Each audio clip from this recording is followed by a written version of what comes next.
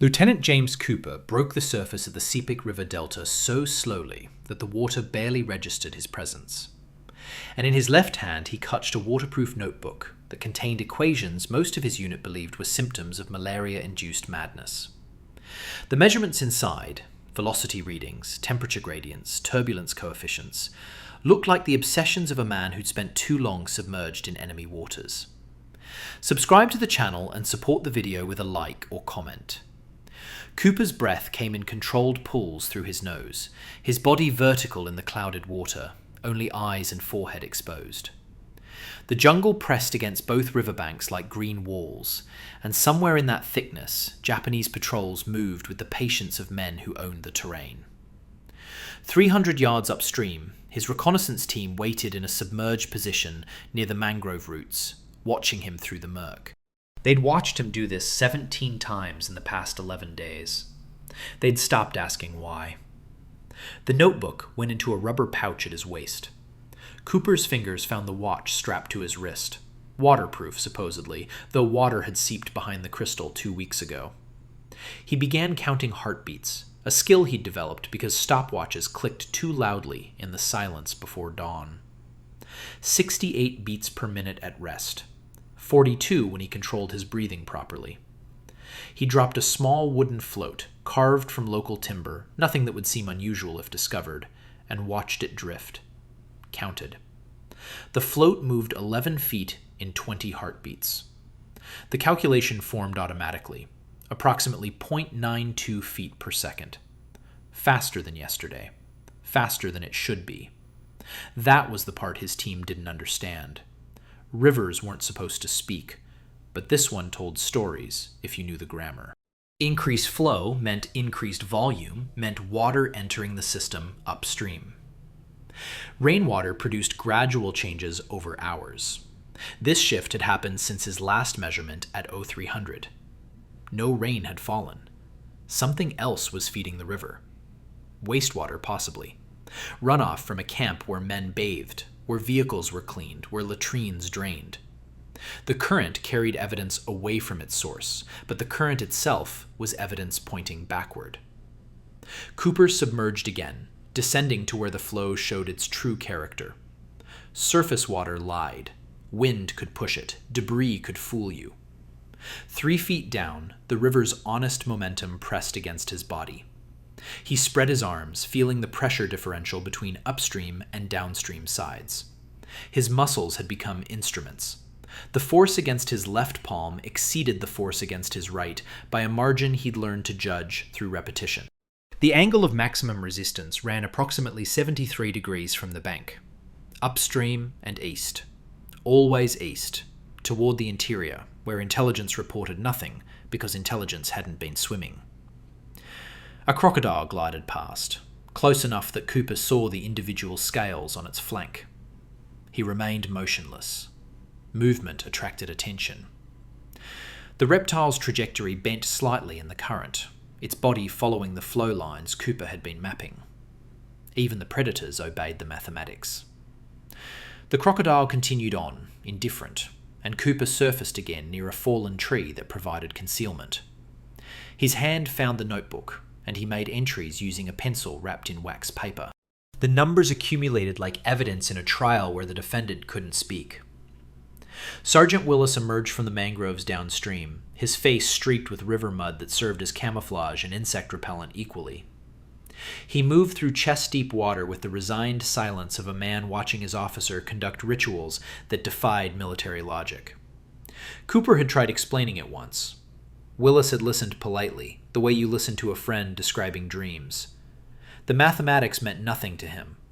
What mattered was that Japanese patrols had nearly caught them twice while Cooper floated in the current taking measurements, and eventually the odds would stop favoring them. Cooper closed the notebook and secured it. The data meant something, he was certain. 3 weeks of measurements showed a pattern. Flow increases correlated with increased particulate matter in the water, with temperature variations that suggested human activity. The question was whether command would believe him, whether they'd authorize strikes based on calculations performed by a man floating in a river, using his body as a measuring device because proper instruments would glint in the moonlight and give away positions. The whole premise sounded like fever logic. Willis reached him and made a hand signal. Time to extract. Dawn approached, and dawn meant visibility, and visibility meant death in these waters. Cooper nodded, took a final bearing on the flow direction, and followed Willis back toward the mangrove concealment. Behind them, the Sepik River continued its patient movement toward the sea, carrying secrets in its current. Cooper had learned to read some of those secrets. The Japanese upstream, whoever they were, didn't yet know someone was listening to the water. That ignorance was the only advantage Cooper possessed, and he intended to exploit it until the river gave up coordinates or the river gave up him. The tent outside Port Moresby trapped heat like a canvas oven, and Major David Thornhill sat inside it, studying numbers that most intelligence officers would have dismissed as the obsessions of a traumatized field operative. Cooper's notebooks lay open across a folding table, pages brittle from repeated submersion and drying, the pencil marks faded but still legible. Thornhill had been a hydrologist before the war, designing irrigation systems in the Murray-Darling Basin, and he recognized competent fieldwork when he saw it. What disturbed him was the methodology. Cooper had turned himself into a human current meter. The mathematics were sound, almost elegant in their simplicity. Flow velocity multiplied by cross-sectional area yielded volumetric flow rate. Changes in volumetric flow rate indicated water entering the system between measurement points. The Sepik River system wasn't being fed by tributaries in the areas Cooper had mapped. The terrain surveys confirmed that, which meant the increased flow originated from human activity. Thornhill traced the calculations with one finger, following Cooper's logic backward through the current. If the flow increase measured 0.92 feet per second at the delta, and the river's natural velocity was 0.74 feet per second, then approximately 24% more water was entering somewhere upstream. 24% wasn't runoff from cooking or bathing. That was infrastructure. Thornhill looked up as Cooper entered the tent, still damp from his latest insertion, his skin bearing the peculiar pallor of someone who spent more time submerged than in sunlight. The lieutenant saluted with the mechanical precision of extreme exhaustion. His eyes held the distant quality Thornhill had seen in artillery spotters who'd spent too long watching coordinates convert into casualties. Quote 0, Thornhill said without preamble. Quote 1. Cooper sat down without being invited, which told Thornhill exactly how tired the man was. Quote 2, Cooper said. Quote 3. He pulled a cigarette from his shirt pocket, looked at it, put it back. Quote 4. Thornhill appreciated the distinction. A single measurement meant nothing. 50 measurements began to sketch reality. Cooper had performed hundreds, turning his body into a calibrated instrument through sheer repetition. The method was insane and possibly brilliant, and Thornhill understood why Cooper's commanding officer had sent the notebooks to intelligence instead of recommending psychiatric evaluation. The line between those outcomes was thinner than most people admitted. "You're telling me there's a Japanese installation upstream," Thornhill said, "significant enough to alter river flow measurably. But aerial reconnaissance shows nothing. Ground patrols report nothing. The only evidence is hydrological data collected by a man floating in enemy waters, counting his own heartbeats as a timing mechanism." Cooper's expression didn't change. "I'm telling you the water doesn't lie. Whatever's upstream is using enough water to leave a signature in the current. Could be a supply depot with vehicle maintenance. Could be a field hospital with laundry operations. Could be troop concentrations with sanitation infrastructure. I don't know what it is. I know where it is. Approximately." Thornhill turned back to the notebooks, flipping to Cooper's maps. The lieutenant had sketched the river system from memory, marking measurement locations with coordinates derived from dead reckoning and compass bearings. The annotations showed current speeds, flow directions, and temperature variations. One location, 17 miles upstream, showed consistent anomalies: faster flow, warmer water, increased particulate density. Cooper had marked it with a question mark, and the notation, quote 8, quote 9, Thornhill said. Quote 10, quote 11, Cooper replied. Quote 12. Thornhill had spent the war watching intelligence officers trust photographic reconnaissance, radio intercepts, prisoner interrogations, all conventional sources with conventional reliability ratings. What Cooper proposed wasn't conventional. It was physics, applied to warfare in a way Thornhill had never encountered in any manual or briefing. The elegance appealed to him. So did the risk. If Cooper was right, they could locate hidden enemy positions through hydrological analysis. If Cooper was wrong, they'd waste ordnance bombing jungle based on river currents, Thornhill said finally. Cooper nodded slowly, as if he'd expected this. You need more swimmers. I need swimmers who can do what you do. Feel currents, measure velocities without instruments, maintain accuracy under combat conditions. Thornhill leaned back in his chair, which creaked in the humidity. Where do I find men willing to turn themselves into measuring devices? You don't find them, Cooper said. You train them. Teach them to read water the way scouts read tracks. It's possible. Difficult, but possible. He paused, and something shifted in his expression. Not quite hope, more like the recognition of shared obsession. You believe me? Thornhill considered lying, decided against it. I believe the mathematics. I believe rivers follow physical laws, and deviations from those laws indicate causation. Whether that causation is enemy activity or something else, we'll determine through additional observation. He closed the notebooks carefully. How many men do you think you can train? 6, Cooper said immediately. Maybe 8. More than that and we lose quality control. These measurements require precision. Precision requires aptitude and repetition. Not everyone can learn to feel velocity accurately. 6 men swimming enemy rivers, counting heartbeats, measuring currents with their bodies. Thornhill smiled without humor. Command is going to think we've both lost our minds. Cooper stood, steadier now that someone else shared the weight of the idea. Command thinks a lot of things. The Japanese upstream don't think anyone's reading the water. That's the advantage. They don't know the current remembers what it carries. After Cooper left, Thornhill sat alone in the sweltering tent, studying the notebooks. The numbers stared back at him, implacable and demanding.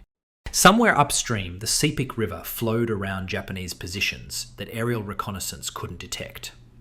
The water knew where they were. The water had been trying to tell someone, carrying evidence in its current, waiting for someone educated enough and desperate enough to listen. Cooper had listened.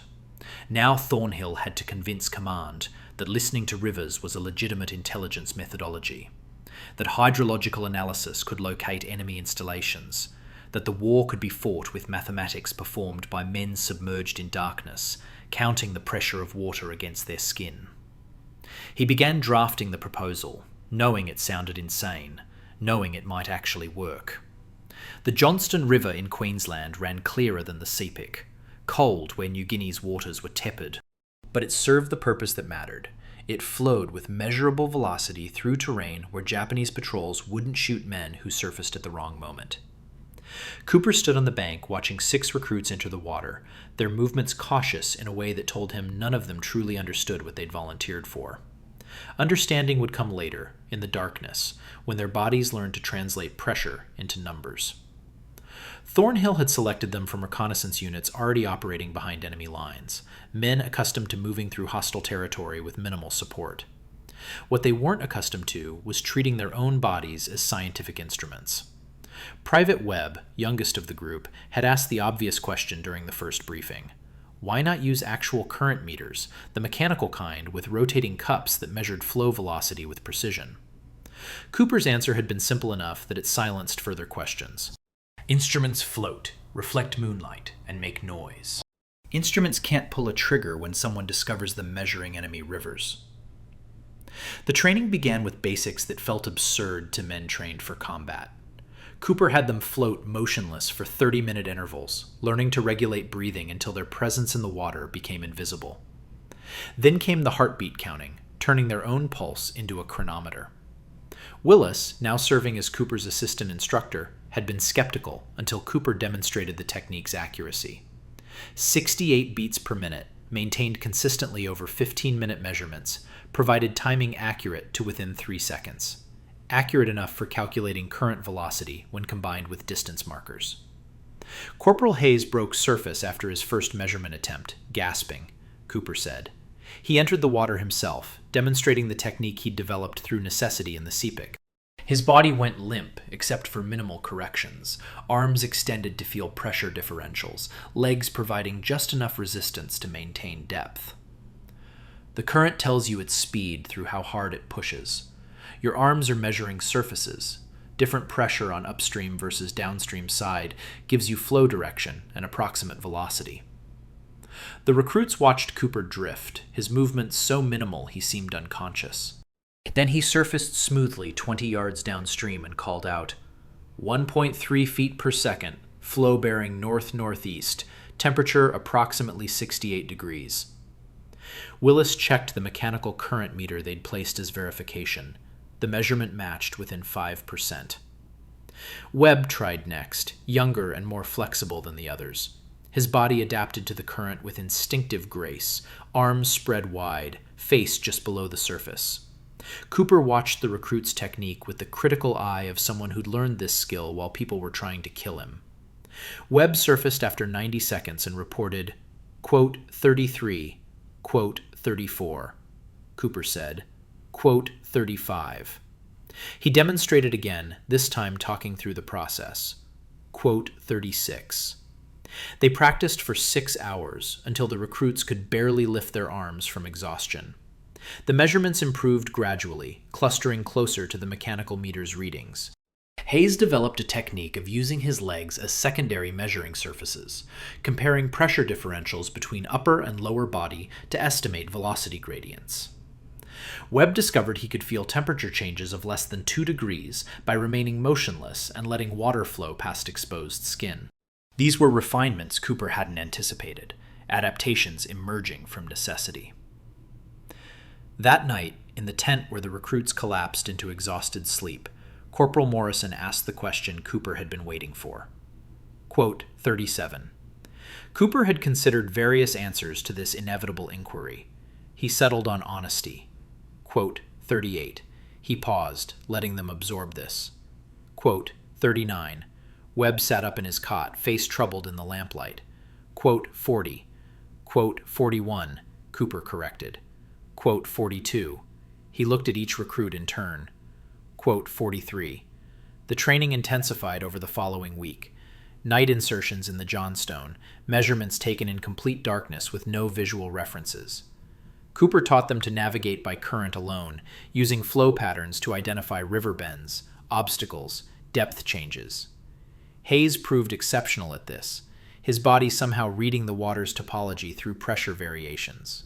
Webb excelled at temperature measurement, detecting thermal gradients that indicated tributary inflows or depth changes. Morrison developed the most accurate velocity measurements, his timing through heartbeat counting precise enough to rival mechanical instruments. But it was during a night exercise in the 3rd week that the training revealed its fundamental flaw. Webb surfaced from a measurement run, his calculation incomplete. "I can't do this," he said quietly. "I've been under for 19 minutes counting heartbeats, and I don't know if I'm at 1,200 beats or 1,400. My body's screaming for air, and the numbers are dissolving." Cooper recognized the crisis point. Every recruit reached it. The moment when the biological imperative to breathe overwhelmed the mathematical discipline required for accurate measurement. He'd reached it himself, 3 times in the Sepik, and each time he'd pushed through by accepting a simple truth.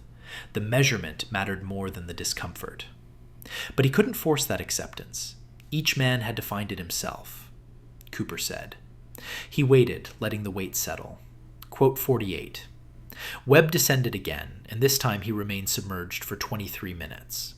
When he surfaced, his face was gray with oxygen deprivation, but he reported flow velocity accurately within 3% of the mechanical reading. Cooper nodded approval, recognizing what he'd witnessed. Not physical endurance, but the deliberate override of survival instinct in service of mathematical precision. That override was the essence of hydrological reconnaissance. That override might keep them alive in waters where the current carried secrets and death in equal measure. The coastal rivers of New Guinea smelled different than Queensland's training waters. thick with decomposition and the mineral tang of volcanic runoff, warm enough that hypothermia never threatened, but parasites did. Cooper's team inserted at 0400 on a moonless morning in early March, 6 swimmers plus Cooper himself, moving upstream through the Ramu River Delta, where intelligence reported minimal Japanese presence. Intelligence was frequently wrong about what minimal meant, but the mission parameters didn't allow for cautious alternatives. Webb took the first measurement position, submerging in water the colour of weak tea. Cooper watched from concealment 20 yards downstream, timing the recruit's submersion by counting his own heartbeats. 90 seconds passed. 120. Webb surfaced smoothly, made hand signals indicating successful measurement, then drifted back to Cooper's position. The notebook entry showed flow velocity of 2.1 feet per second, warmer than ambient by 3 degrees, with visible particulate matter suspended in the current. All indicators matched Cooper's prediction. Something upstream was feeding the river. They moved upstream in pairs, Hayes and Morrison taking the next measurement station, while Webb and Cooper provided security. The technique they'd developed in training now faced operational testing. One swimmer measuring, while the second maintained awareness of surroundings, weapons wrapped in waterproof sheaths, but accessible within seconds. The jungle pressed close on both banks, and twice Cooper heard movement that might have been pigs or might have been patrols. The river offered no cover except depth and darkness, and depth here meant 8 feet maximum. By dawn, they'd completed 7 measurement stations across a 3-mile upstream transect. The data showed what Cooper had traveled 1,500 miles to confirm. Flow velocity increased progressively as they moved inland, from 1.8 feet per second at the delta to 2.4 feet per second at their furthest penetration. Temperature rose correspondingly, and the particulate density that Webb measured by filtering water through cloth showed contamination consistent with human waste. Somewhere ahead, the Japanese were using the river for sanitation, confident that the current would carry evidence toward the coast and Australian-controlled territory. They extracted before full daylight, moving with the current now, letting the river carry them back toward the extraction point, where a patrol boat would retrieve them. Cooper reviewed the measurements during the drift, his mind already performing the calculations that would yield coordinates. The volumetric flow increase suggested approximately 500 to 800 personnel upstream, based on standard water usage estimates for military installations. The thermal gradient indicated either mechanized activity or concentrated human presence. The contamination patterns pointed to systematic waste disposal, not isolated camps. Morrison surfaced beside Cooper during the extraction drift, his expression troubled. "We just measured shit in a river and called it intelligence." "We measured deviation from baseline hydrological patterns," Cooper corrected. "The contamination is evidence of the deviation's source. You think reconnaissance is supposed to be dignified?"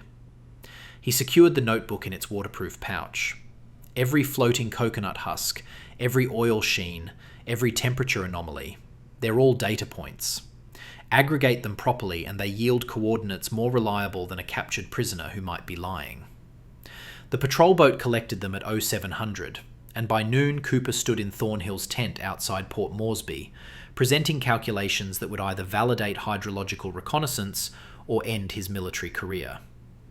Thornhill studied the data with the methodical attention of someone who understood that numbers didn't lie, but could be misinterpreted. The major plotted flow velocities against distance on graph paper, extrapolating the curve backward to estimate where increased water volume entered the system. "Your data suggests a source approximately 12 miles inland from your furthest measurement point," Thornhill said. "That puts it here." He marked a location on the map where aerial reconnaissance had photographed nothing but jungle canopy. "You're telling me there's a Japanese installation under that canopy, significant enough to alter river flow measurably?" "I'm telling you the mathematics indicate human activity," Cooper replied. "The installation's size and nature remain uncertain. Could be a supply depot, could be a staging area, could be a field hospital. What's certain is they're dumping enough wastewater to leave a hydrological signature." Thornhill made additional notes, his pencil scratching against paper in the tense oppressive heat. Cooper had anticipated this. Cooper kept his voice level. refusing to show frustration. Thornhill looked up from the calculations. Cooper said flatly. The logic was sound, and Thornhill knew it. But sound logic didn't guarantee command's acceptance. Cooper understood the institutional resistance he faced. Asking senior officers to trust mathematics performed by swimmers counting heartbeats in enemy territory contradicted every conventional intelligence practice. Yet conventional practices had failed to locate Japanese installations that aerial reconnaissance insisted didn't exist. The Rivers knew better. The Rivers had been trying to tell someone for months. Webb's team inserted into the Sepik River 3 days later, approaching from a different tributary system to provide independent verification. Cooper remained at base, reviewing measurements and refining his analytical framework, while trying not to imagine everything that could kill swimmers in those waters. The crocodiles were merely the most visible threat. Patrol boats, river mines, submerged obstacles, parasitic infections, equipment failure, any of them could end reconnaissance before measurements yielded useful intelligence. Webb's team returned after 48 hours with data that matched Cooper's predictions within 7%, close enough to confirm the methodology's validity, different enough to demonstrate independent measurement rather than fabrication. The flow velocity increases appeared at similar intervals upstream. The temperature gradients showed consistent patterns. The contamination levels indicated comparable source intensity. Thornhill compiled both datasets into a comprehensive report that reached command with a recommendation Cooper never saw but could imagine.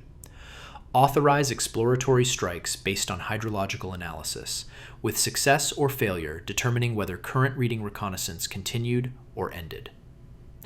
The authorization came through on March 19th. A single bomber squadron, 4 aircraft, would strike the coordinates derived from river flow calculations. Cooper learned this from Thornhill in the same tent where they'd first discussed turning swimmers into measuring instruments, and the Major's expression carried warning before his words did. If this works, Command will want more teams, more rivers, more measurements, Thornhill said. Hydrological reconnaissance will expand beyond experimental status. You'll train dozens of swimmers, maybe hundreds. The methodology will formalize. And if it doesn't work? Then 6 men risked their lives measuring water currents that led nowhere, and Command questions whether I've been endorsing fever dreams. Thornhill handed Cooper a cigarette, lit it for him. The strike happens at 1400 tomorrow. You'll observe from aerial reconnaissance. I want you to see whether the river told the truth. Cooper understood what Thornhill wasn't saying. If the coordinates yielded nothing, if the jungle concealed no installation where the mathematics insisted one existed, then hydrological reconnaissance died before it truly began. The river would have lied after all, or Cooper would have misread it, and men who'd turned themselves into measuring devices would have done so for nothing. The cigarette smoke tasted like doubt, and Cooper realized he'd invested everything in the assumption that water remembered what it carried, that currents couldn't conceal the evidence of human interference, that rivers obeyed physics reliably enough to betray enemy positions. Tomorrow would prove whether that assumption justified the risk, or whether he'd simply convinced desperate men to trust equations over instinct in waters that killed indiscriminately. The numbers in his notebook stared back at him, implacable and demanding. The river had spoken. Now Command would determine if anyone should have been listening. The observation aircraft departed Port Moresby at 1300, carrying Cooper and a reconnaissance photographer who seemed puzzled by the mission parameters. Most aerial observers flew routes planned weeks in advance, photographing known targets or suspected installations identified through conventional intelligence. This flight aimed at coordinates derived from river current measurements, bombing jungle that aerial reconnaissance had surveyed twice and found empty. The photographer kept glancing at Cooper, as if trying to determine whether this was legitimate military operation or elaborate breakdown. Cooper watched the coastline recede below, New Guinea's interior spreading out in endless green, interrupted only by rivers that snaked through the canopy like brown veins.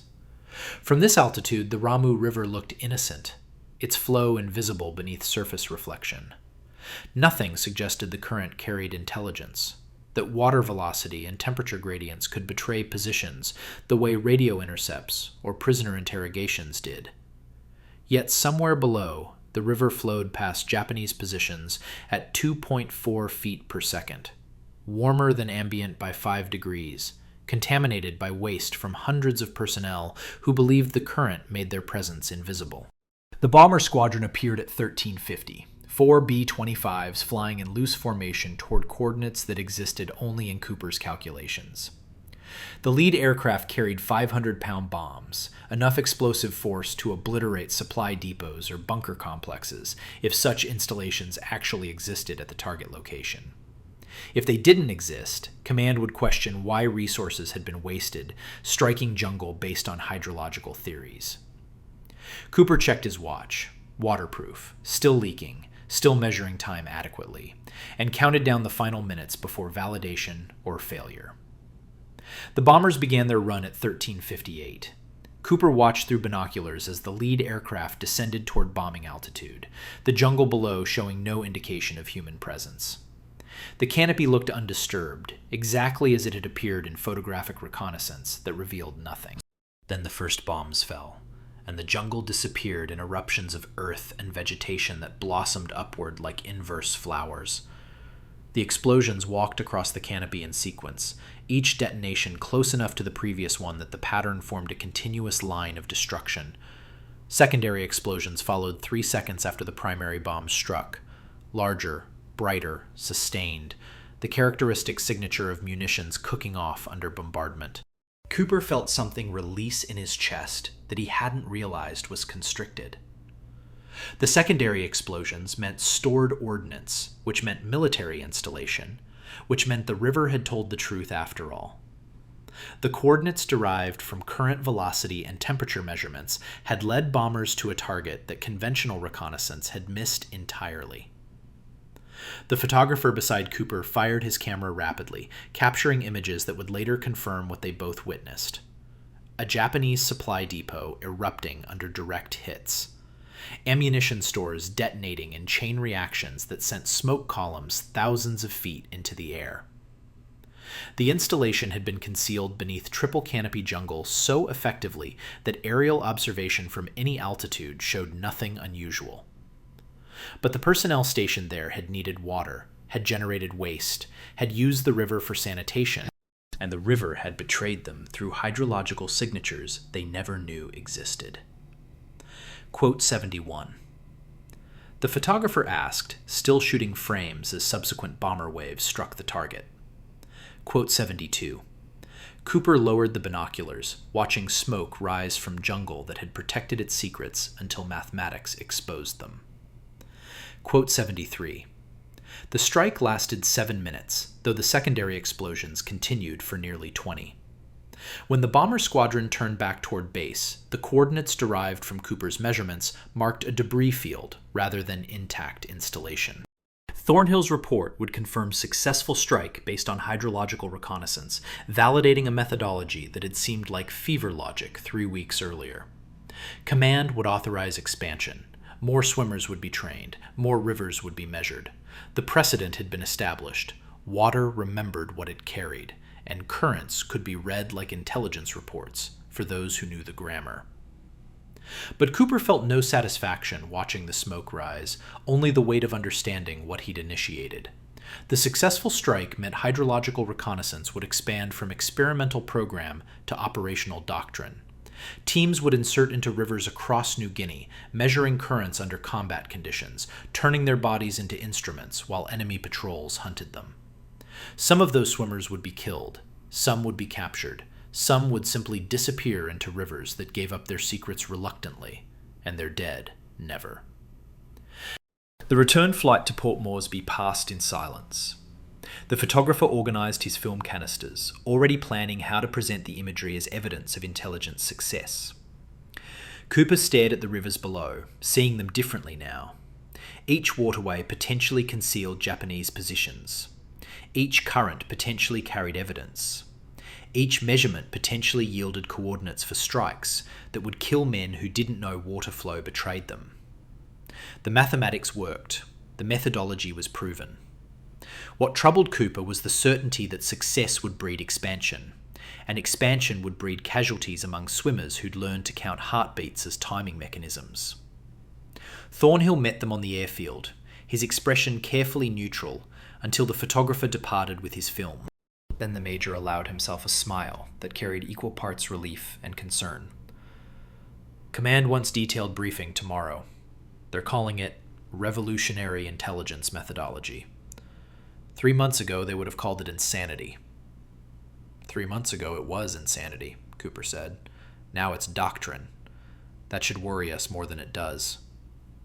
Why? We proved the concept. We located an enemy installation invisible to conventional reconnaissance.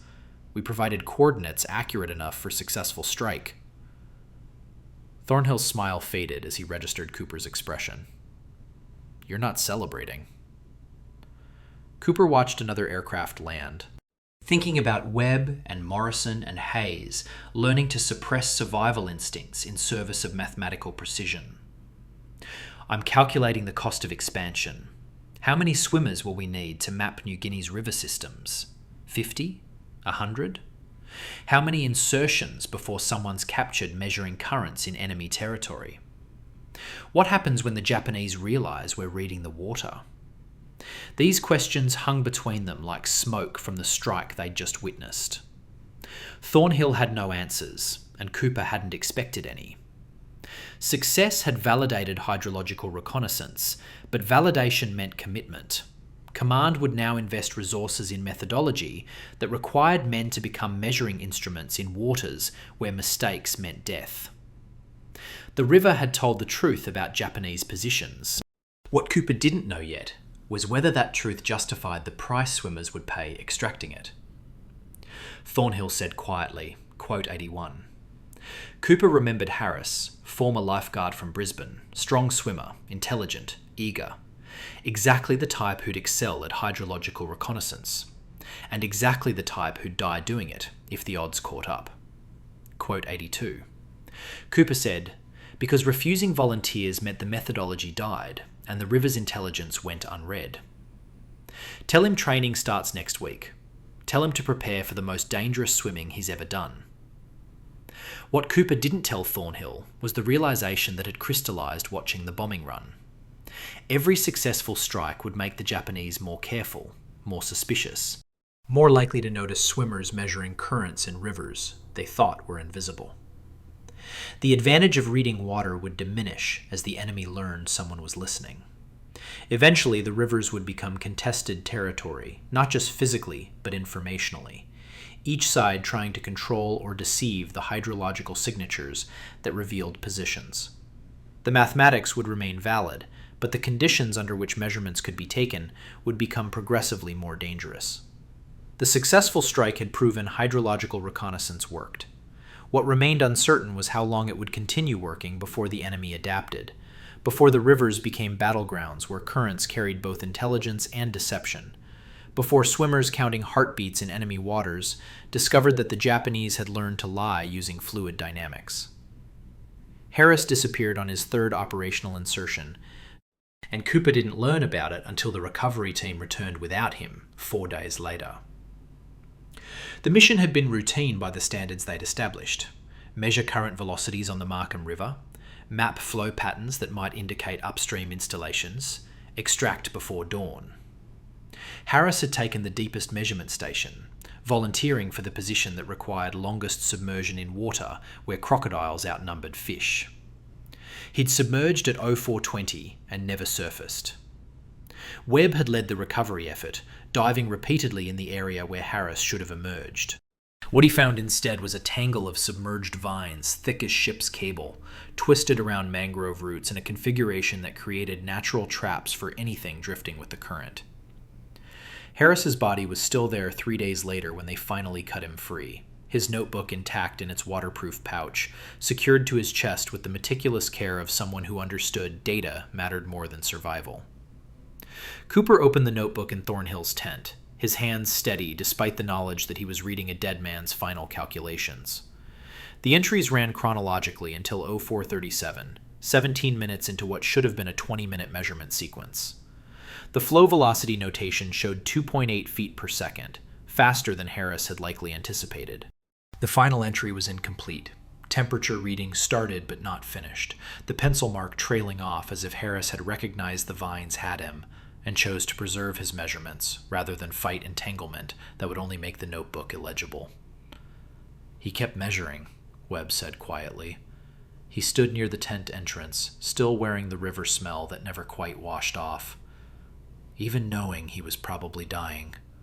Last entry shows current speed increasing. That means enemy activity upstream had intensified. Harris noted this and kept working. Thornhill studied the notebook without speaking, his expression carrying the weight of command decisions that killed subordinates indirectly.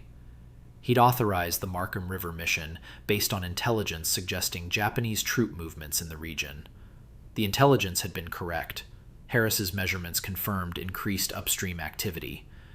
What the intelligence hadn't mentioned was the submerged vegetation that made certain measurement stations death traps for swimmers who couldn't abort their calculations when conditions became lethal.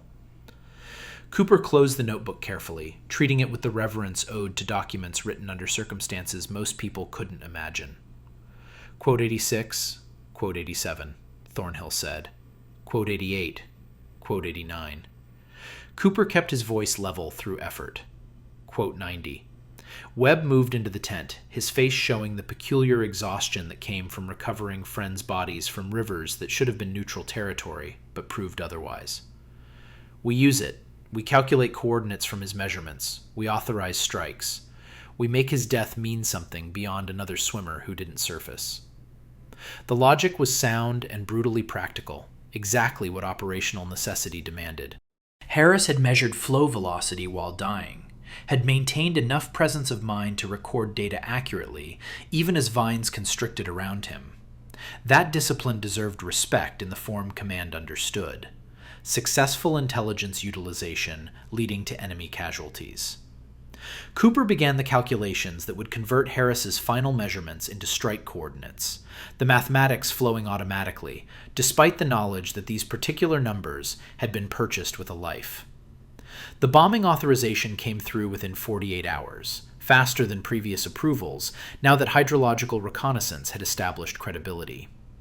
The target coordinates pointed to a location 14 miles upstream from Harris's final measurement station, where flow analysis suggested either supply depot or troop staging area. Aerial reconnaissance photographed the area before the strike and reported nothing visible beneath canopy.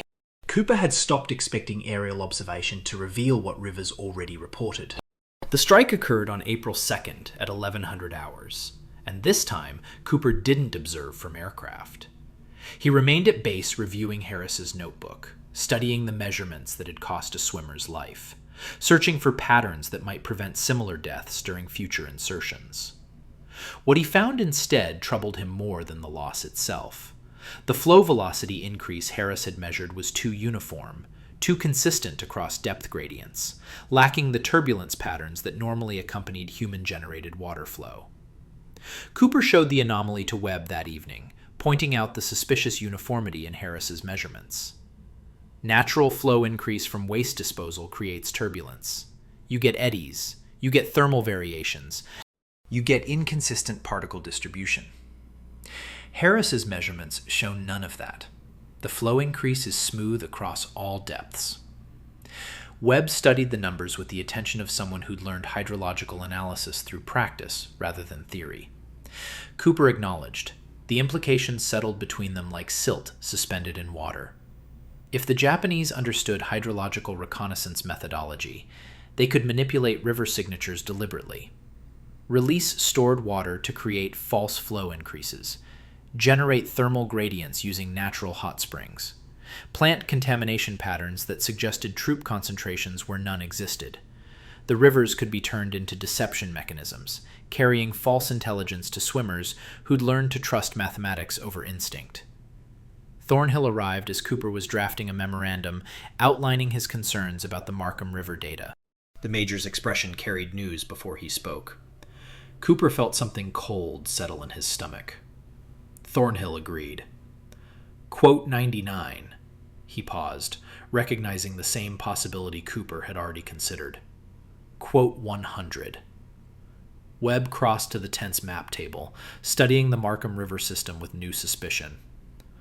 If they're manipulating rivers to feed us false intelligence, then every measurement becomes suspect. We lose the ability to distinguish real signatures from manufactured ones. Not every measurement, Cooper said. Deliberate deception requires infrastructure, dams, controlled releases, thermal manipulation equipment.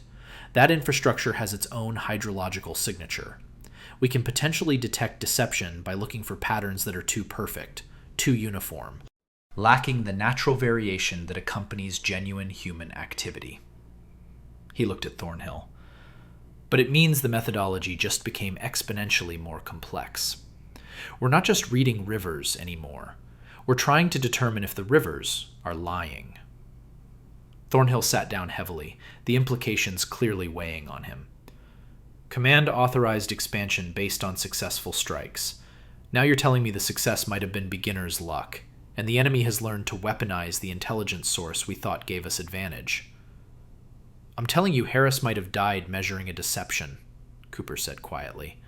I'm telling you the next swimmers who insert into enemy rivers need to know they're not just fighting currents and crocodiles.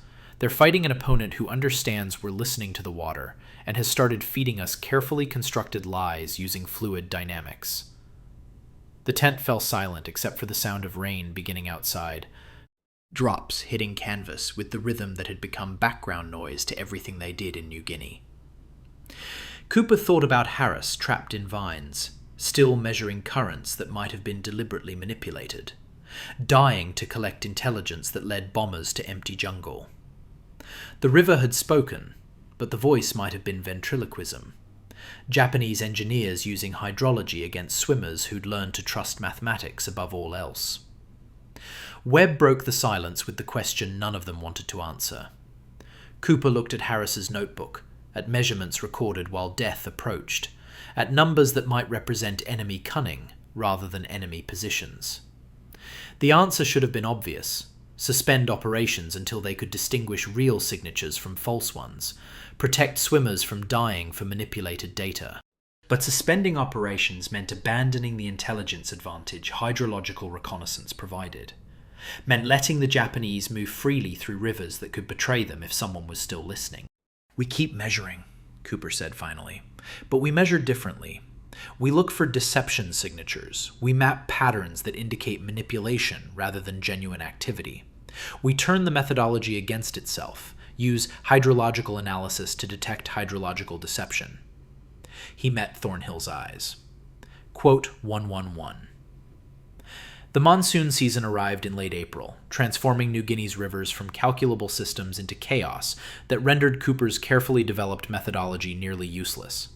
Flow velocities that had been measurable within acceptable margins became violent and unpredictable, varying by 50% or more across distances of 20 feet. Temperature gradients disappeared into the thermal uniformity of rain-swollen water. The contamination signatures that had indicated upstream human activity diluted beyond detection in currents carrying half the island's topsoil toward the sea. Cooper stood on the bank of the Sepik, watching brown water surge past at velocities his swimmers couldn't safely measure, and understood that everything they'd accomplished over the previous 3 months had been built on seasonal conditions that no longer existed. The river that had spoken so clearly in dry season now shouted incomprehensibly, its voice drowned in the roar of monsoon flow. Conventional wisdom said to suspend hydrological reconnaissance until conditions improved. Webb proposed something different. The monsoon is predictable, Webb said, reviewing rainfall data in the operations tent while rain hammered the canvas overhead. We have historical records showing normal seasonal flow increases. Any deviation from those predicted increases indicates human interference, even in monsoon conditions. He spread charts across the table, comparing current measurements against historical baselines. Look at the Ramu River. Normal monsoon flow increase should be approximately 60% over dry season baseline. Actual measurements show 83% increase. That 23% differential, that's our signal. Cooper studied the charts with the attention of someone who'd learned not to dismiss insights from swimmers who'd proven their competence in conditions that would have killed less capable personnel. Webb's logic was sound in theory. Monsoon patterns followed statistical norms, and deviations from those norms suggested causation beyond meteorological. But measuring those deviations required baseline accuracy in conditions where accuracy seemed impossible, Cooper said. Webb met his eyes with the calm of someone who'd already calculated the risks and accepted them. Same way we got accurate measurements in dry season, repetition and averaging. 30 measurements per station instead of 10. Accept higher error margins, but look for consistent patterns across multiple stations. The Japanese still need to dispose of waste. They still use water for sanitation and vehicle maintenance. Monsoon doesn't eliminate those activities. It just makes the signatures harder to detect. Thornhill entered the tent carrying reports that confirmed what Cooper had suspected. Command wanted hydrological reconnaissance to continue despite seasonal conditions. The successful strikes in March had established the methodology's value, and Command's appetite for intelligence from sources the Japanese couldn't easily deceive had only increased after the Markham River deception incident. Swimmers would be expected to insert into monsoon-swollen rivers, measure currents that could drown them, and provide data accurate enough for strike authorization. Quote, 118 Thornhill said, the irony clear in his voice. Quote, 119. Quote, 120, Cooper said. Quote, 121. The first monsoon insertion occurred 3 days later, with Webb leading a team into the Gogol River during conditions Cooper would have refused to swim in voluntarily. The current ran at 4.6 feet per second, according to pre-insertion estimates, but those estimates proved conservative. Webb's first measurement station showed actual flow exceeding 6 feet per second, strong enough that maintaining position required constant effort. He surfaced after 14 minutes, half the normal measurement duration, and signaled abort. The team extracted without completing their measurement transect, and Webb reported conditions that made accurate hydrological analysis impossible. The current varied unpredictably, creating vortices that spun swimmers off course. Debris ranging from logs to entire trees swept downstream with force sufficient to cause serious injury. Visibility extended perhaps 18 inches, even with eyes open underwater. The temperature was uniform because everything was the same temperature, tepid and thoroughly mixed by turbulent flow. Cooper reviewed Webb's abbreviated measurements and found exactly what he'd expected, data too scattered to yield reliable intelligence. The flow velocities ranged from 4.2 to 7.1 feet per second across stations separated by less than 50 yards. Temperature readings varied by 6 degrees for no apparent reason. The contamination samples showed everything and nothing simultaneously. Particle-laden water that could have come from Japanese waste disposal, or simply from rivers carrying the dissolved jungle toward the ocean. It doesn't work, Webb admitted that evening, his face showing the fatigue of fighting currents that treated swimmers like debris to be swept away. I was wrong. Monsoon flow is too chaotic for meaningful measurement. We can't distinguish signal from noise when the noise drowns out everything else. But Cooper was studying Webb's data with growing interest, seeing patterns the younger swimmer had missed. The flow velocity variations weren't random. They followed a distribution curve that suggested underlying structure beneath the chaos. The temperature inconsistencies clustered around certain readings more than others. Even the contamination data, seemingly meaningless in its complexity, showed particle-size distributions that didn't quite match what natural erosion should produce. Quote 124, Cooper said slowly, his mind assembling a framework that contradicted everything they'd assumed about monsoon measurement. You're trying to find signal despite the noise. What if the noise itself is the signal? What if chaos patterns reveal more than the measurements we were taking in dry season? Webb stared at him with the expression of someone wondering if superior officers had finally succumbed to the stress of operations that made men into measuring instruments. You're saying chaos is informative? That turbulence tells us something about enemy positions? I'm saying natural chaos follows statistical patterns, Cooper replied. Rivers in monsoon conditions are chaotic, but predictably so. Turbulence distributes according to physical laws. Debris fields follow flow dynamics. If we see deviations from natural chaos, if the turbulence is wrong somehow, if debris accumulates where it shouldn't, That deviation indicates human interference even in monsoon conditions. He pulled out paper and began sketching the mathematical framework. We're not measuring flow velocity anymore. We're measuring chaos topology and looking for man-made disruptions to natural disorder. Thornhill had been listening from across the tent, and now he approached the table with careful attention. You're proposing to measure the absence of expected chaos? To detect enemy activity by noticing where rivers aren't as turbulent as they should be? Or more turbulent, Cooper said. Japanese installations require infrastructure, dams, drainage systems, bridge supports, bank reinforcement. All of that disrupts natural flow patterns. In dry season, those disruptions create measurable signatures in laminar flow. In monsoon season, they create measurable signatures in turbulent flow. Different mathematics, same principle. The river can't hide human interference because physics doesn't allow deception. Webb's expression shifted from skepticism to recognition as he absorbed the concept. Quote, 133. Quote, 134, Cooper said. Quote, 135. The framework took shape over the following days, built from physics Cooper barely understood and operational necessities that demanded immediate application. Swimmers learned to measure vortex rotation rates by releasing neutral buoyancy floats and tracking their spiral patterns. They practiced detecting debris field anomalies by swimming through controlled turbulence and noting where material accumulated contrary to expected flow dynamics. They developed techniques for measuring turbulence intensity through whole body sensing, letting the chaos push against them and quantifying the violence mathematically. Morrison proved exceptional at turbulence measurement, his body somehow reading disorder patterns that others found overwhelming. He could submerge in water moving at 6 feet per second, hold position for 90 seconds, and surface with accurate estimates of vortex frequency and intensity variation. When Cooper asked how he achieved this, Morrison struggled to articulate the process. Something about feeling the rhythm of chaos, recognizing when turbulence followed natural patterns versus when human structures disrupted those patterns in ways that felt wrong. The second monsoon insertion targeted the Ramu River, scene of Harris's death and the Markham deception incident. If Japanese engineers had manipulated dry season flow to feed false intelligence, Cooper wanted to know whether they'd attempt similar deception during monsoon conditions.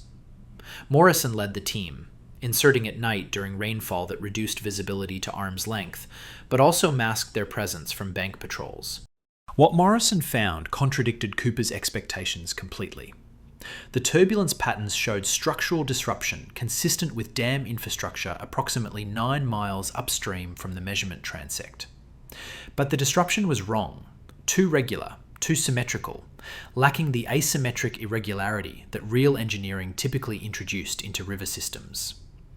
The debris fields accumulated in patterns that suggested controlled release rather than natural monsoon flow. Even the contamination showed suspicious uniformity, as if someone had carefully mixed particle distributions to mimic natural erosion, without understanding the statistical variations natural processes produced. Morrison surfaced after the final measurement and made the hand signal Cooper had taught all swimmers for reporting suspected deception. Closed fist rotated twice counterclockwise. The river was lying again, this time using monsoon chaos as cover for manipulation more sophisticated than dry season flow control. The Japanese had learned not just that Australians were reading rivers, they'd learned how Australians were reading rivers, and had started feeding carefully constructed false data through hydrological signatures that seemed natural, but contained subtle flaws visible only to swimmers who'd learned to measure chaos itself. Cooper reviewed Morrison's data knowing they'd reached an inflection point. The rivers had become battlegrounds where both sides fought using fluid dynamics, each trying to outcalculate the other in liquid terrain. The Japanese manipulated flow patterns to deceive. Australian swimmers measured those patterns, searching for deception signatures. Success no longer meant finding enemy installations. Success meant determining whether the intelligence rivers provided was genuine or manufactured by opponents who'd learned to lie using mathematics indistinguishable from truth, except to experts who'd turned themselves into human instruments capable of detecting deception through turbulence analysis. The war had moved into the water, and neither side fully understood the rules yet. Intelligence intercepts in early June confirmed what Cooper had suspected since Morrison's detection of the Ramu River deception. The Japanese had established a dedicated hydrological warfare unit tasked with manipulating river signatures to mislead Australian reconnaissance swimmers. The intercept came from a decoded message discussing water flow engineers assigned to installations throughout New Guinea. Their mission explicit: create false hydrological signatures that would draw bombing strikes to empty jungle, while real positions remained undetected beneath canopy the rivers no longer betrayed. Thornhill presented the intercept during a briefing that included officers Cooper had never met, staff personnel from higher command echelons who'd traveled to Port Moresby specifically to assess whether hydrological reconnaissance remained viable now that the enemy had learned to weaponize the intelligence source. A colonel whose name Cooper didn't catch asked the obvious question. If the Japanese could manipulate rivers to feed false data, what prevented them from rendering the entire methodology useless through systematic deception? Cooper's answer was technical enough that several officers visibly lost interest halfway through his explanation. Quote 37, the colonel asked. Cooper admitted. What Cooper didn't mention was the cost of training observers to that level of competence. Morrison's ability to detect artificial turbulence patterns had developed through 47 operational insertions across 5 months, each one potentially fatal, accumulating experiential knowledge that couldn't be taught in Queensland rivers, where nobody shot at swimmers measuring currents. Webb's debris field analysis relied on intuition built from countless hours submerged in enemy waters, learning how chaos should behave naturally versus how it behaved when humans interfered. These skills couldn't be mass-produced. They emerged from swimmers who'd survived long enough to become experts at reading deception through its physical impossibility. The briefing concluded with authorization to continue hydrological reconnaissance, but with reduced team sizes and increased caution regarding data interpretation. Command wanted intelligence from rivers, but acknowledged that intelligence now came contaminated with deliberate falsehoods, requiring expert analysis to separate truth from sophisticated lies.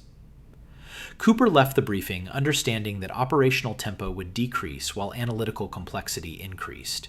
Fewer insertions producing data that demanded more intensive interpretation by swimmers who'd learned to think like both hydrologists and counterintelligence officers. Webb proposed the countermeasure that changed everything during a late-night planning session in early July. If the Japanese were manipulating rivers to create false signatures, why not manipulate their manipulation? Feed them information suggesting Australian swimmers relied on specific measurement parameters, then deliberately ignore those parameters while focusing on signatures the enemy didn't realise were detectable. Create a deception inside their deception, turning the hydrological warfare into nested layers of misdirection, where neither side knew for certain whether the other was measuring truth or manufactured falsehood. Quote 141 Morrison said slowly, working through Webb's logic. Make them think we're still measuring basic flow velocity and temperature. Meanwhile, we're actually analysing turbulence topology and debris field statistics they don't know we can read. Exactly, Webb confirmed. We let them capture swimmers with conventional measurement equipment. Let them find notebooks showing velocity calculations and temperature readings. They'll build deception systems targeting those parameters. Meanwhile, our actual intelligence comes from measurements they don't know we're taking: chaos analysis, structural signature detection, meta-pattern recognition. By the time they figure out what we're really measuring, we've already struck their actual positions. Cooper recognized the elegance of Webb's proposal, and also its terrible cost. Letting swimmers be captured meant deliberately sending men into situations where extraction might be impossible, accepting casualties to preserve deception about methodological capabilities. The swimmers who got captured would carry conventional measurement equipment and notebooks showing basic calculations, plausible enough to convince interrogators that they'd learned Australian reconnaissance techniques. obsolete enough to be operationally useless. The real measurements would be memorized, never recorded in documents that could be captured, maintained through cognitive discipline in swimmers who'd learned to turn their minds into encrypted storage devices. Thornhill was silent for 30 seconds after Webb finished explaining the proposal. Then he said what they were all thinking. Quote 145, quote 146, Webb corrected quietly. Quote 147. Cooper studied Webb's face, seeing the same calculation he'd watched Harris make before the mission that killed him. Accepting mortality as operational parameter, treating survival as desirable outcome rather than guaranteed right. Every swimmer who'd lasted more than 3 months in hydrological reconnaissance had made that calculation at some point. The ones who couldn't make it didn't last. The ones who could became dangerous in ways command didn't fully appreciate. Men who'd learned to value intelligence over life, including their own. The authorization came through within 48 hours, faster than Cooper expected, suggesting command had already been considering similar approaches, and Webb's proposal simply formalized existing inclinations. 3 swimmers would be equipped with conventional measurement gear and inserted into rivers where Japanese presence was suspected. If captured, their equipment and notebooks would suggest Australian reconnaissance relied on basic velocity and temperature analysis. Meanwhile, teams equipped with actual analytical capabilities would operate in different rivers, measuring signatures the enemy wouldn't think to manipulate because they didn't know those signatures existed. Private Chen volunteered for the first sacrificial insertion, understanding exactly what the mission entailed. He'd been swimming New Guinea rivers for 4 months, long enough to develop instincts about when operations were genuine reconnaissance versus when they served strategic purposes that extended beyond immediate intelligence gathering. Cooper briefed him privately, explaining that the conventional equipment was deliberate misdirection, that capture was acceptable outcome if it preserved methodology secrets, that survival remained preferable but secondary to ensuring Japanese deception efforts targeted obsolete measurement parameters. Chen's insertion into the Markham River occurred on July 19th, during conditions Cooper would have scrubbed under normal circumstances. Minimal cloud cover, bright moonlight, river flow reduced by late monsoon season to velocities that offered swimmers limited concealment. The mission parameters seemed designed for detection, and Chen executed them with the professional competence of someone who understood his role was getting captured, while appearing to resist capture just enough to seem genuine. The Japanese patrol found him at 05:15, his conventional current meter still deployed, his notebook showing velocity calculations any competent interrogator would recognize as legitimate reconnaissance data. Chen resisted extraction from the river just long enough to seem authentic before allowing himself to be pulled ashore. The patrol recovered his equipment, his notebooks, and Chen himself, all of which would presumably make their way to Japanese intelligence officers, who would analyse Australian hydrological reconnaissance methodology based on deliberately obsolete information. Webb's team inserted into the Gogol River the same night, 20 miles north of Chen's position, carrying no equipment that could be captured because all their measurement techniques relied on bodily sensation and memorised analysis frameworks. They measured turbulence topology, debris field distributions, structural signature patterns, parameters the Japanese wouldn't think to manipulate, because Chen's captured equipment suggested Australians still measured basic flow characteristics.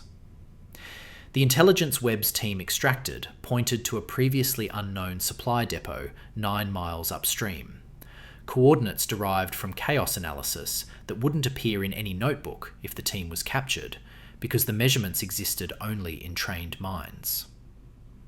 Cooper monitored both operations from Port Moresby, tracking the sacrificial insertion that protected methodology and the genuine reconnaissance that exploited the protection. The moral calculus troubled him less than it should have. Chen had volunteered knowing the risks. Webb's team operated with capabilities worth protecting through sacrifice. The Japanese would waste resources building deception targeting obsolete parameters, while real positions got struck based on measurements they didn't know existed. The logic was sound. What disturbed Cooper was how easily he'd learned to think this way, treating swimmers as expendable components in informational warfare where deception and counter-deception mattered more than individual survival. Thornhill found him reviewing Webb's preliminary data 3 days after the dual insertions, and the Major's expression carried news before he spoke. Chen's being held at a facility near Madang. Radio intercepts confirm they're interrogating him about measurement techniques. He's providing information consistent with the false documentation. Basic velocity analysis, temperature readings, conventional hydrological methodology. They believe him. Good, Cooper said, and meant it despite the knowledge that Chen's interrogation probably involved methods that made drowning in river vines seem merciful. Quote 151, Thornhill corrected. Quote 152. Cooper met Thornhill's eyes without flinching. I own it. I'll own the next one too, and the one after that.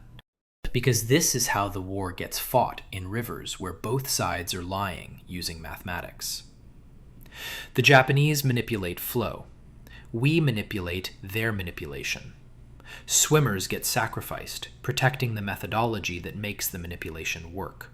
It's ugly and necessary, and I'll keep authorizing it as long as the alternative is letting the enemy win the hydrological warfare we started by learning to read currents. Webb's intelligence led to a successful strike on July 26th. The supply depot his team had located through chaos analysis took direct hits, secondary explosions confirming the coordinates were accurate. Command noted the success in reports that made no mention of Chen still enduring interrogation in Madang, his sacrifice invisible in documentation that credited Webb's team with excellent reconnaissance work. That invisibility was intentional, part of the deception architecture that required some swimmers to be captured carrying false information, while others operated using real methodology that remained classified above levels most officers could access. The war in the rivers had become a contest of nested deceptions, each side trying to outthink the other's counter-deceptions, swimmers and engineers trading casualties for informational advantage in liquid terrain where truth and falsehood mixed as thoroughly as monsoon water carried sediment toward the sea. Cooper had started this by learning to read currents. Now it had evolved beyond his control into something more complex and more ruthless than simple hydrological reconnaissance. The rivers no longer just carried intelligence, they carried lies about lies, deceptions about deceptions, and swimmers who'd learned that sometimes the mission required being captured so that other swimmers could continue operating undetected in waters that remembered everything and revealed nothing the enemy could trust. August 1945 brought rumors that the war might end any day, and Cooper stood in Thornhill's tent reviewing mission parameters for what could be either the most important insertion or the most pointless operation his swimmers had ever attempted. Intelligence from multiple sources suggested a major Japanese headquarters complex existed on the upper Sepik, concealed beneath canopy so effectively that even aggressive aerial reconnaissance showed nothing. The hydrological signature was ambiguous. Flow patterns suggested upstream activity, but the patterns were too clean, too consistent with natural variation to be definitively attributed to human infrastructure. Webb argued the mission was critical regardless of when the war ended. Morrison disagreed from operational perspective rather than strategic. Quote 155. Cooper had been studying the Sepik's hydrological profile for 3 weeks, mapping flow characteristics from historical data and previous limited measurements. What the data showed troubled him more than Morrison's tactical concerns. The main channel exhibited turbulence patterns that defied normal analysis, chaos that seemed natural from certain perspectives, but contained subtle regularities suggesting massive structural intervention. Either the Japanese had built something unprecedented in scale beneath the waterline, or the river itself had developed flow characteristics that mimicked human engineering through geological coincidence. Quote 156, Cooper said finally. Quote 157. Thornhill's response was immediate and absolute. Negative. You're too valuable to risk on reconnaissance that might not matter if the war ends next week. Send Webb or Morrison. Send anyone except the officer who developed the methodology everyone else learned from. But Cooper had already made the calculation that Webb and Morrison both recognized in his expression. Some measurements couldn't be delegated because expertise was non-transferable. Some rivers demanded reading by swimmers who'd spent months learning hydrological deception's subtle signatures. Some missions required officers who'd started this entire enterprise to finish what they'd begun. The Sepic's main channel would either yield intelligence about headquarters locations or prove definitively that Japanese deception capabilities exceeded Australian counter-deception analysis. Either outcome required Cooper's judgment, not subordinates executing his protocols. Cooper said quietly. Webb volunteered to accompany him before Thornhill could refuse the mission entirely. Morrison followed immediately, the three of them forming the core team that had developed hydrological reconnaissance from experimental concept to operational doctrine. They would insert together into water that had killed Harris, that had nearly killed Webb twice, that might contain either critical intelligence or elaborate deception designed to lure Australia's most experienced current readers into killing ground where the river itself became weapon. The insertion window opened on August 21st at 0300, conditions as favorable as they'd ever be for swimming 30 miles of enemy-controlled river. New moon provided darkness. Recent rainfall had increased flow velocity enough to mask swimmer presence. Radio intercepts suggested Japanese patrols were concentrating downstream, apparently anticipating reconnaissance attempts in more accessible areas. The Sepic's main channel remained less heavily monitored, possibly because the enemy assumed nobody would be insane enough to attempt full-length transect through water moving at 4.8 feet per second, past banks lined with positions that could interdict extraction at any point. Cooper entered the water feeling the familiar transition from soldier to instrument, his body adapting to currents that carried him upstream against flow that seemed determined to push everything toward the coast. The swimming technique required for upstream progress in these conditions was brutal. 45-degree angle against the current, constant effort that consumed energy faster than sustainable over distance, periodic rest intervals where he drifted backward to recover before resuming the upstream fight. Webb swam 20 yards behind him, Morrison 20 yards behind Webb, spacing that allowed mutual support while reducing collective visibility. The first measurement station came after 90 minutes of swimming that felt like drowning in slow motion. Cooper submerged to depth where flow revealed its true character, spreading his arms to feel pressure differentials that would indicate upstream installations. What he felt made no immediate sense. Turbulence that pulsed with almost mechanical regularity, as if massive pumps were cycling water through the system in patterns too consistent to be natural. He surfaced, marked the location mentally since notebooks couldn't be used in these conditions, and continued upstream toward whatever was generating flow characteristics that defied both natural river behavior and conventional deception signatures. Webb found the first structural evidence at Measurement Station 3, concrete pilings submerged 8 feet below surface, arranged in configuration that suggested bridge support or dam infrastructure. But the arrangement was wrong, the spacing irregular in ways that contradicted engineering logic. Webb signaled discovery to Cooper, who descended to examine the structures directly. What he found looked like bridge support designed by someone who'd never seen a bridge. Pilings that bore weight going nowhere, reinforcement that reinforced nothing, infrastructure that existed purely to disrupt river flow in ways that would create hydrological signatures indistinguishable from legitimate installations. Morrison discovered the intake system at Station 5, massive pipes drawing water from the river at volumes that should have created obvious flow disturbance. Instead, the intakes operated with almost invisible effect, their designs so sophisticated that water entered the system without generating the turbulence patterns that normally betrayed such infrastructure. Cooper examined the intake configuration and understood immediately. This wasn't defensive installation or supply depot infrastructure. This was dedicated deception equipment, built specifically to manipulate hydrological signatures at scale, far beyond anything Australian intelligence had attributed to Japanese engineering capabilities. They continued upstream through water that became progressively stranger, flow patterns that seemed designed rather than emergent, turbulence that followed mathematical rules too precise to be natural chaos.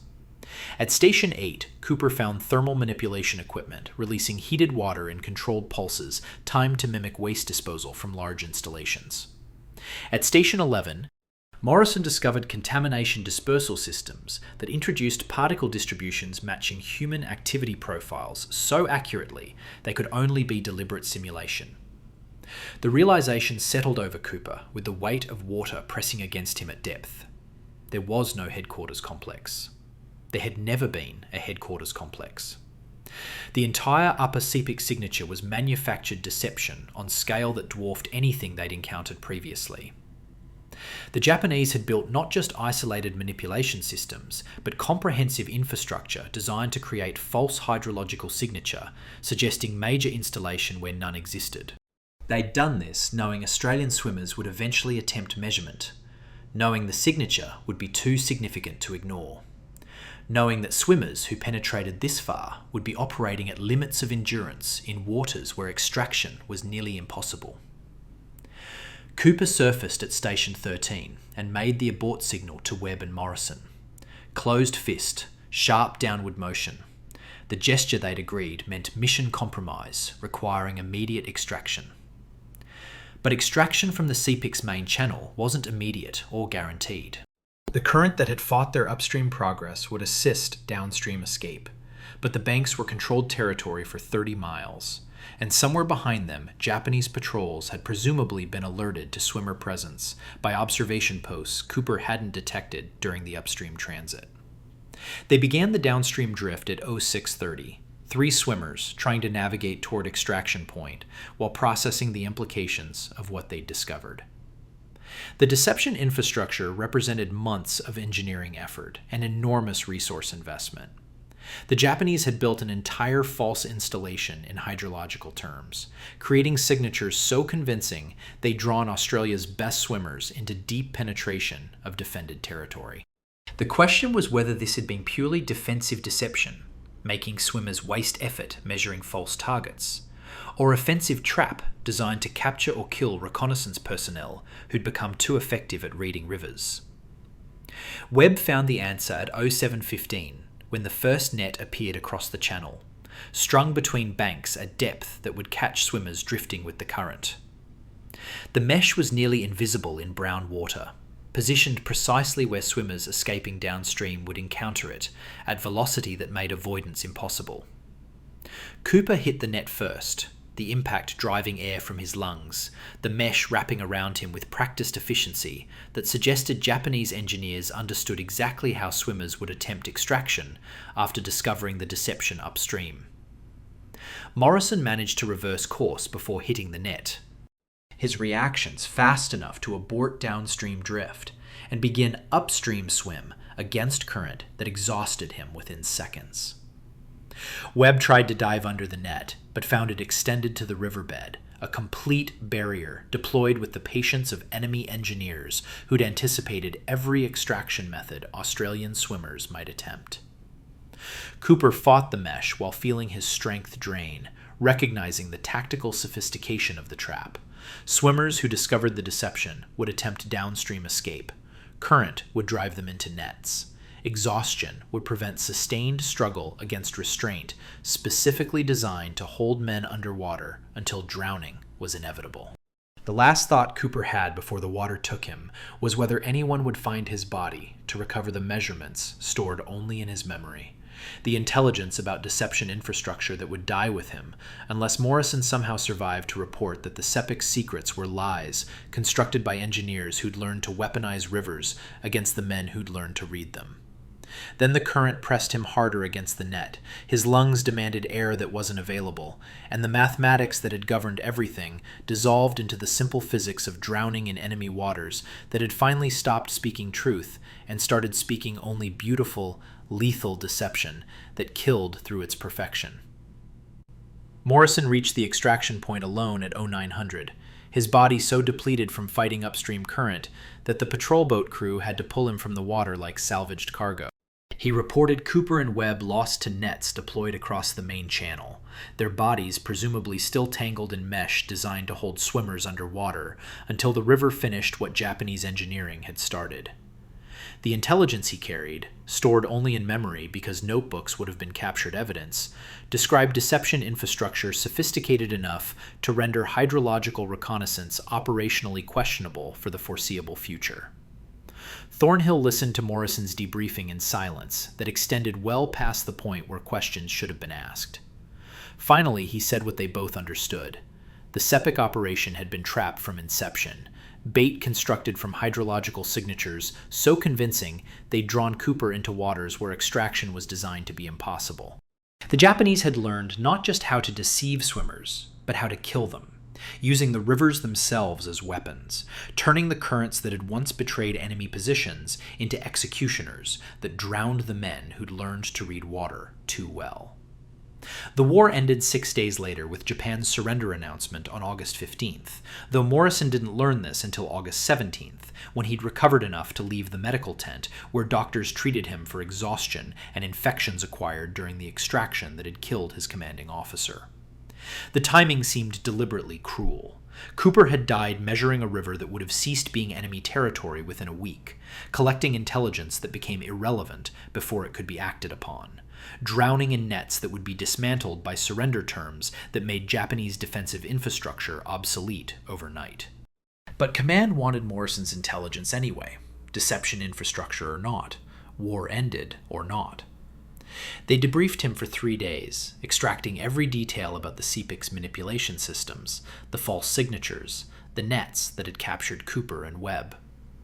The information went into classified reports that Morrison never saw, analyzed by officers who'd never swum enemy rivers, but understood the strategic implications of hydrological warfare that had evolved beyond simple reconnaissance into contest of deception and counter-deception that killed its most expert practitioners. Morrison requested permission to return to the SEPIC to recover Cooper's and Webb's bodies, and Thornhill denied the request with the gentle finality of someone who understood the desire but couldn't authorize the risk.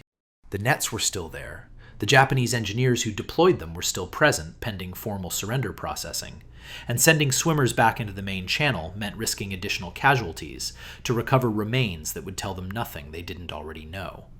That Cooper had died doing exactly what he'd trained others to do, measuring rivers with his body in waters that had learned to kill the men who read them.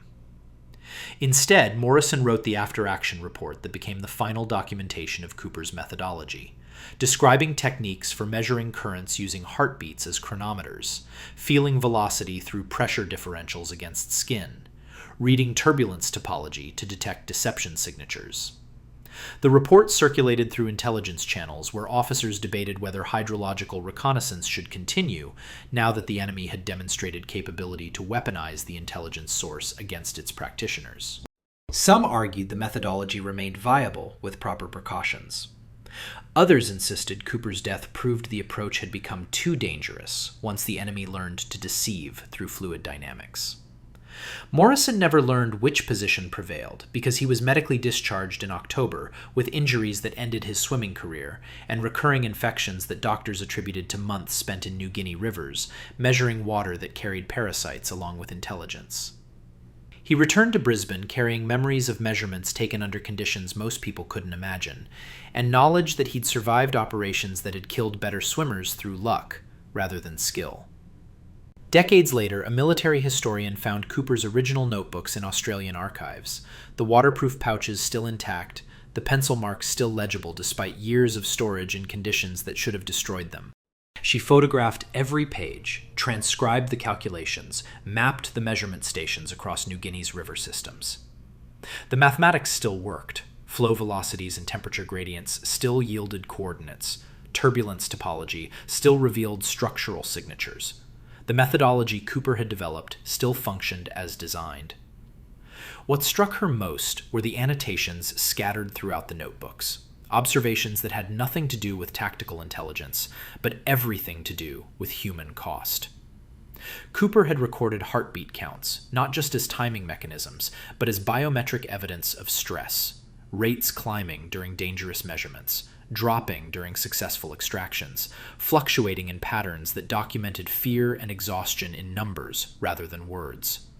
He'd noted water temperatures not just as environmental data, but as physical sensation, cold that penetrated until numbness became baseline, warmth that indicated human presence upstream, thermal gradients that swimmers felt through skin that had become calibrated instrument.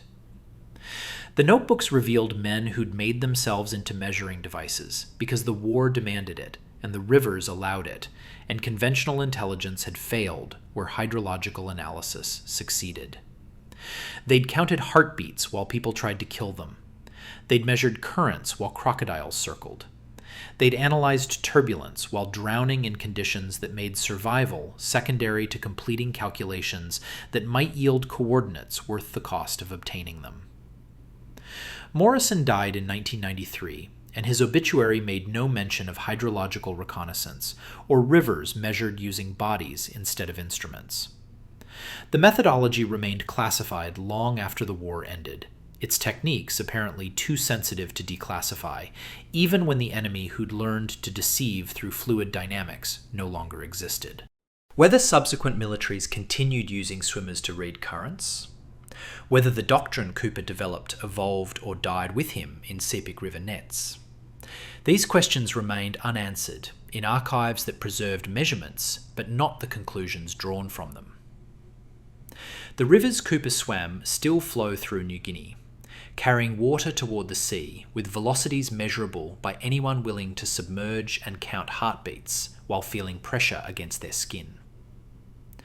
The Japanese installations those rivers once concealed are long gone, reclaimed by jungle or dismantled by surrender terms. What remains are numbers in waterproof notebooks, calculations that still yield coordinates decades after they mattered, and the knowledge that some intelligence is acquired by men who turn themselves into instruments and accept drowning as operational risk inherent to measuring what enemies believe is unmeasurable. The current remembers what it carried. The measurements remember who took them. The river continues speaking to anyone educated and desperate enough to listen. If this story resonated with you, subscribe to the channel and support the video with a like or comment. Your engagement helps us continue exploring forgotten chapters of intelligence history, where warfare was fought with mathematics, and men became measuring devices in waters that killed indiscriminately.